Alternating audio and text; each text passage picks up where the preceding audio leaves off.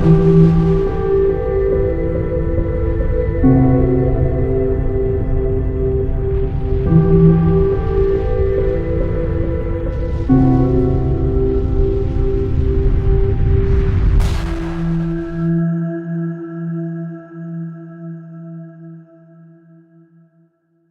les amis, nous sommes le lundi 1er juin 2020. Ça y est, nous sommes en juin. On se rapproche de l'été. Le virus va disparaître. C'est toujours pas moi qui le dis, je vous le dis depuis 3 semaines, mais là, c'est encore confirmé.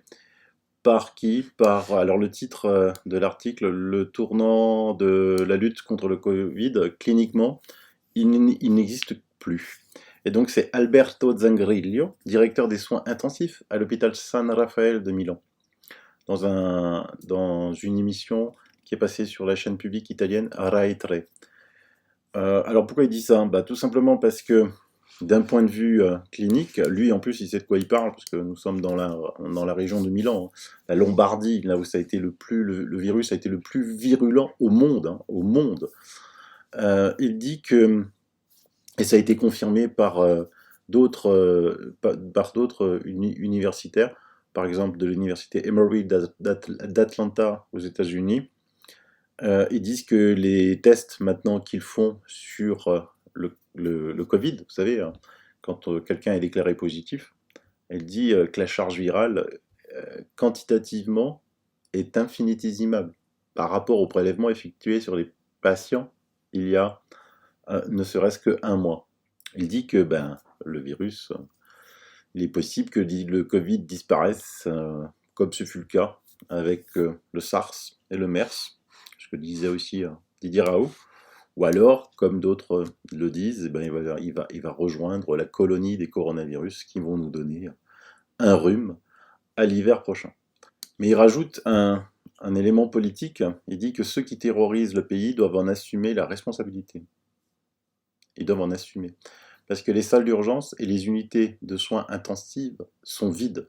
Et là, on parle de Milan, quoi. De Milan, l'épicentre. Ça fait aussi 3 semaines que je vous dis dans mes émissions que les généralistes en France n'ont plus vu de cas de Covid, que les hôpitaux sont vides.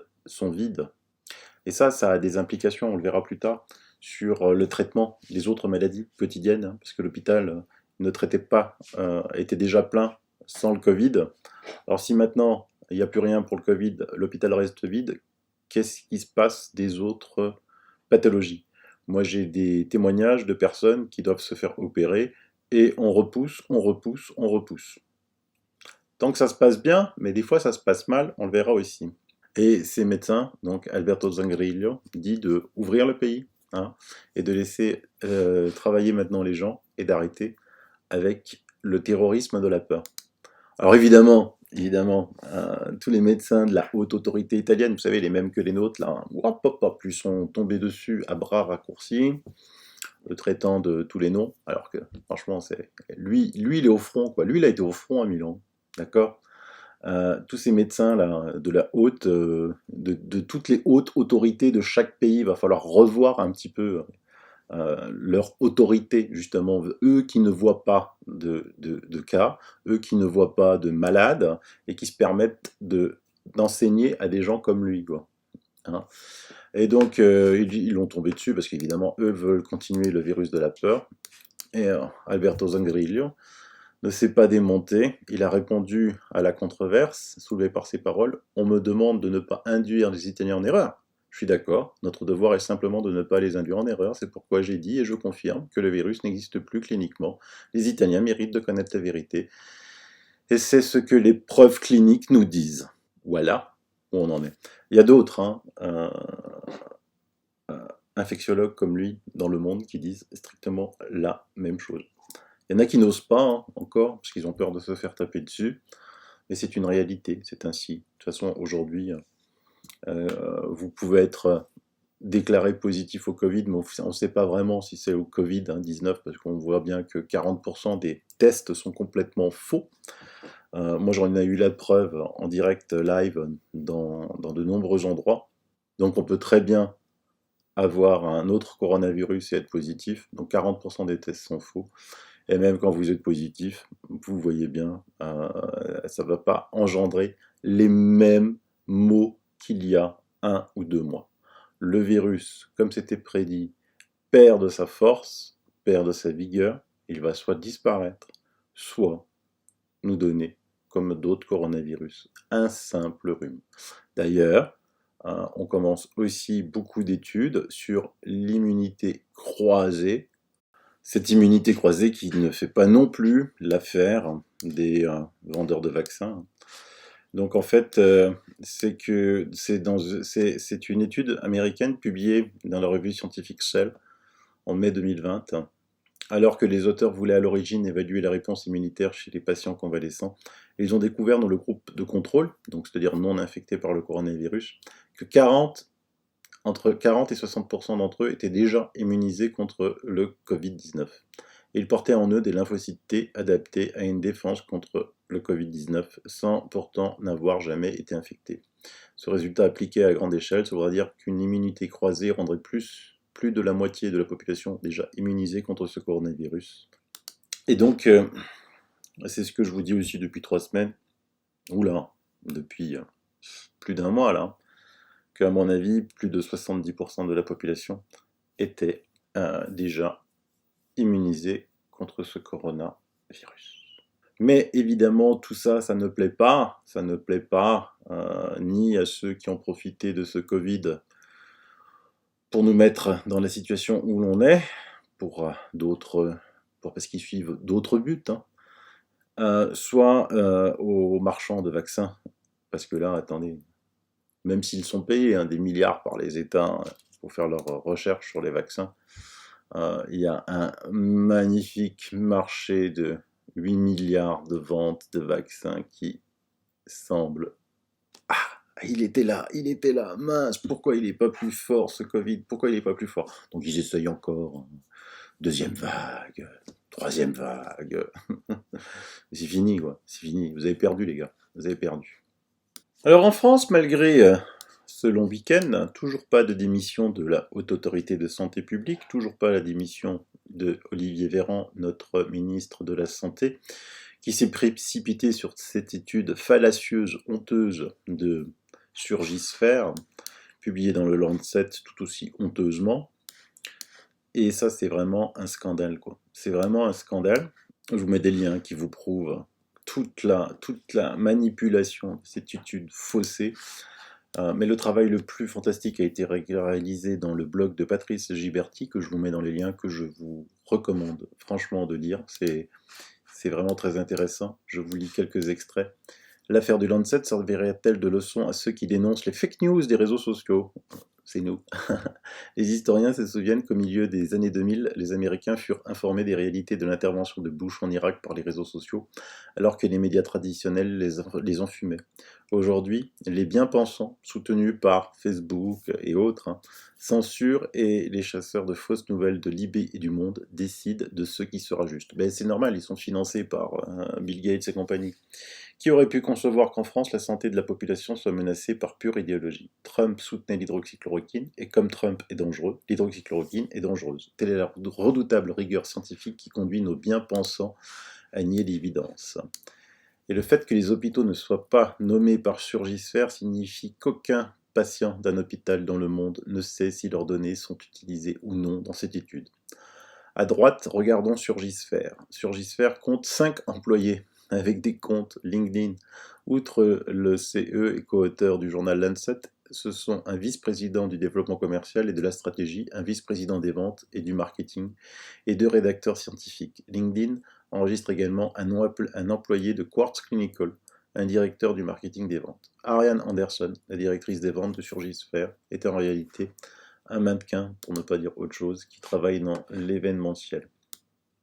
Donc ça, c'est vraiment un scandale d'État. Un scandale d'État au niveau international qui doit impliquer la démission de toutes les autres autorités de chaque pays qui ont suivi cette étude complètement bidon, de tous les ministres de la Santé de tous les pays qui ont suivi cette étude bidon, parce qu'il n'y a pas que chez nous, c'est dans d'autres pays, et également la mise au banc de l'OMS, qui a validé cette étude.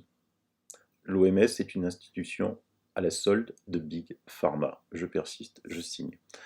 Pendant ce temps-là, François, qui fait un excellent travail, le journal François, je tiens ici à le saluer, publie aujourd'hui la bithérapie de Raoult fonctionne en traitement précoce. Point sur les dernières études. Et donc, après la diversion de l'étude de Big Data parue dans The Lancet, et de plus en plus décriée évidemment par la communauté scientifique, même des anti-Raoult, quand ils ont vu la nullité de cette étude, sont obligés de dire qu'elle est nulle. 2 études sont parues ce jour et montrent l'efficacité de l'hydroxychloroquine et de l'azithromycine. C'est une étude française sur 88 patients et une étude indienne sur 751 patients. L'Inde qui n'a pas arrêté, qui n'a évidemment pas suivi, comme d'autres pays intelligents, les recommandations mensongères de l'OMS. Et François a d'ailleurs été le premier et le seul journal à interviewer le professeur Mehra, celui qui a lancé l'étude dans le Lancet, au sujet de son étude, et avait levé de doute sur la validité de cette étude dès le 23 mai 2020. La vaste majorité des médias s'est engouffrée dans cette nouvelle affaire sur la base de la publication de The Lancet, qui quelques jours plus tard commence à ressembler à une nouvelle affaire Dupont de Ligonnès. De plus, la société de collecte des données et les données de l'étude sur les 96 000 patients sont de plus en plus décriées par les experts scientifiques, entraînant des questions sur la rapidité avec laquelle le ministre de la Santé a réagi et déclenché la colère du président Macron. Mais cette colère ne doit pas être assez forte pour qu'il puisse virer la haute autorité scientifique française et son ministre de la Santé, et surtout se retirer de l'OMS.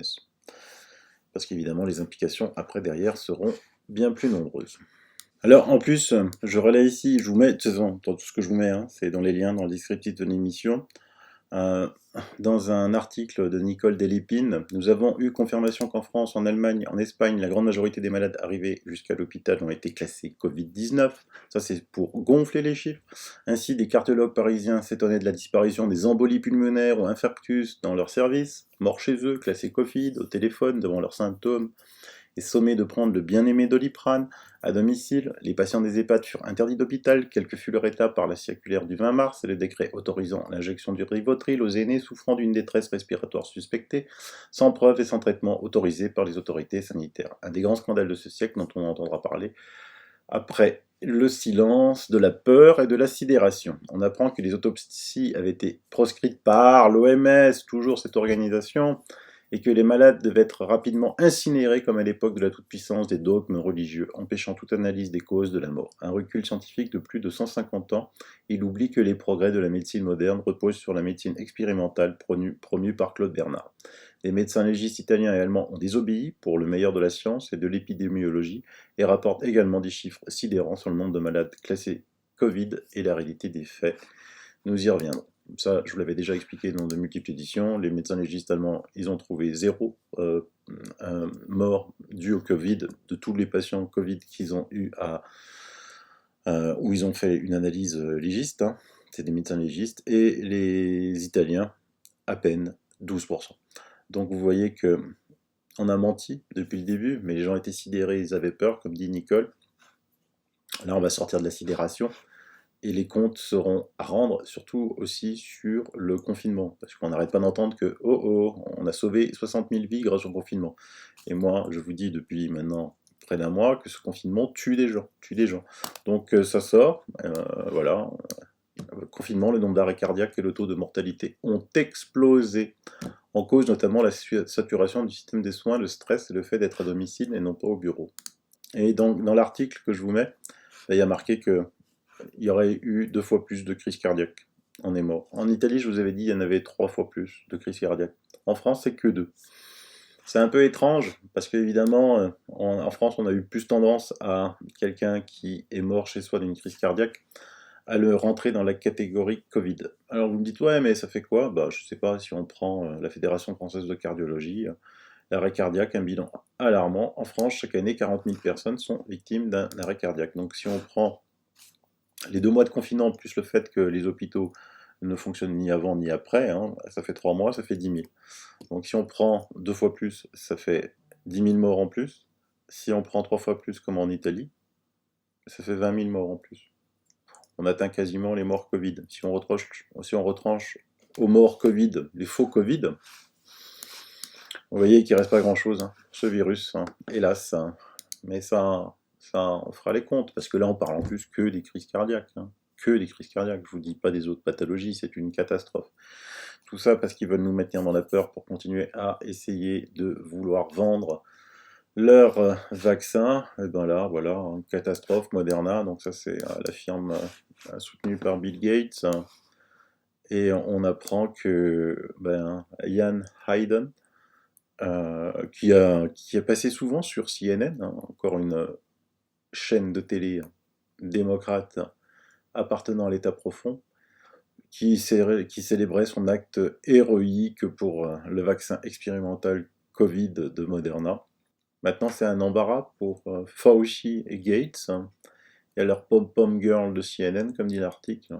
Parce que tout en cachant la vérité qu'il est tombé gravement malade, on a découvert que Moderna a encouragé Hayden à apparaître à la télévision pour tromper le public et ses actionnaires, en déclarant que les excès du vaccin Covid de Moderna étaient un succès retentissant, ce qui permet à l'action, je vous l'ai déjà expliqué, de monter en flèche.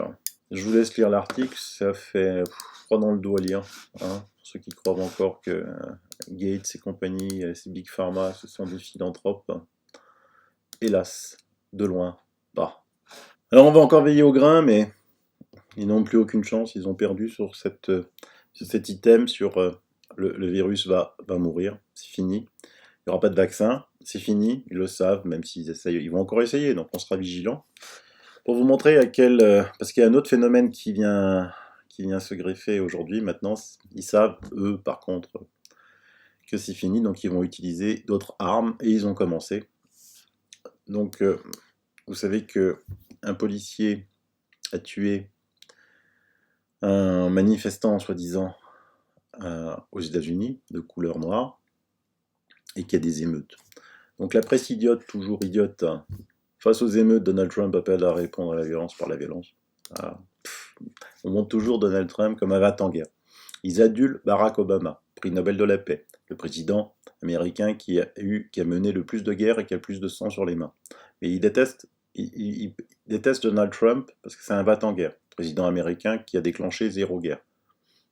Il y a un seul président avant lui qui avait déclenché 0 guerre. Et dans cette période contemporaine, je peux vous dire que c'est le seul. C'est le seul. Donc, les préférés des lanceurs d'alerte, regardez sur Twitter, Caro Zen, la pandémie ne fonctionne plus, déclencher une guerre interraciale. Et qui est à la manœuvre? George Soros. Donc, en fait, pour bien comprendre ce qui se passe,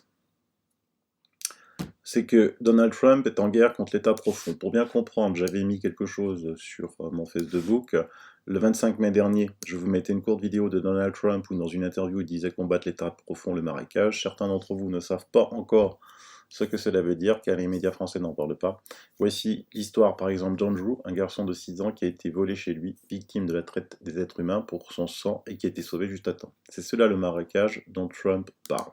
En fait, qu'est-ce qui s'est passé? Une attaque sans précédent est à l'œuvre en ce moment aux US, contre Donald Trump. L'État profond lance ses dernières cartouches dans la bataille. George Soros est à l'œuvre, payant des manifestants pour créer le chaos. Payer les manifestants, on a les preuves.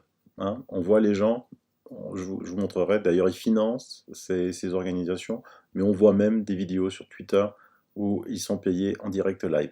Tout cela parce que dans une ville dirigée par un démocrate, 100% Clinton, dans un État 100% démocrate, des policiers voyous ont tué un manifestant noir, bien que l'on sache qu'il n'était nullement manifestant. Il s'agit de George Floyd, acteur porno, qui a été autopsié, tiens, par le même toubib qui avait autopsié Epstein. Le maire de Minneapolis, Jacob Frey, est à la tête de ce meurtre pour soulever une révolution noire contre Trump, alors que c'est lui, son gouverneur, qui sont 100% en cause. C'est très chaud. Dommage que tant de gens aient encore des doutes sur ce qu'il se passe aux US et sur Donald Trump, c'est méconnaître totalement le dossier US.